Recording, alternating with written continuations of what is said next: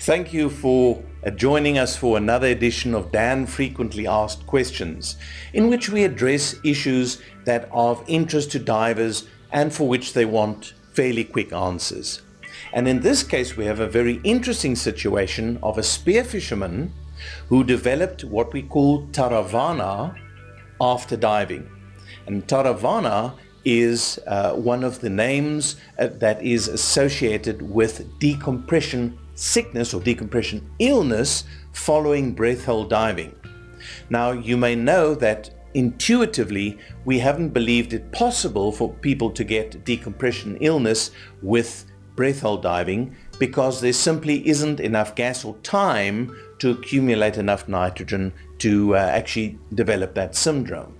However, there are underwater athletes that are now diving to 30, 50 meters and deeper and spending significant periods of time, often, such as in this case, an hour and a half, doing their dives, spending, let's say, 5 minutes on the surface and then 3 minutes during the dive, that they can accumulate sufficient nitrogen to actually develop decompression illness. And it presents in a fairly classic way with vestibular symptoms. So there's a vertigo component, there's a disorientation component, there may be impaired consciousness, etc., etc. And you can read about it. You can just use DuckDuckGo or Google and look for Taravanna, and it'll give you all the information. And there's a lot of information on our Dan site on this as well. And I encourage you to look specifically at breath hold diving and Taravanna as a particular search term. Now, the question that was really asked here was, when would it be optimal to breathe oxygen?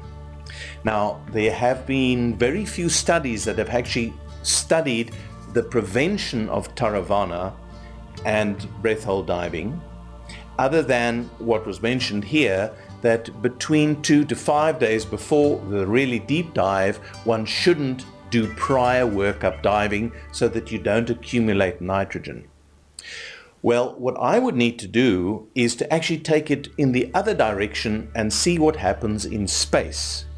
And what has been found in most of the extravehicular activities in space has involved combining modest exercise with periods of breathing oxygen, so that you have both circulation going through the entire body and oxygenation, which then eliminates the nitrogen as part of the overall exercise process. And this could be done reasonably within a period probably not closer to about 4 hours prior to the dives.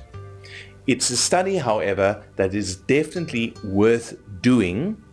And now that it is possible to do underwater Dopplering and even echocardiography, I would like to refer you to a number of the Dan Europe researchers and a variety of other individuals that are studying this very thing at the moment. It's a very valid question, and I think that we will find that space and the depths of the oceans have more in common than we previously believed.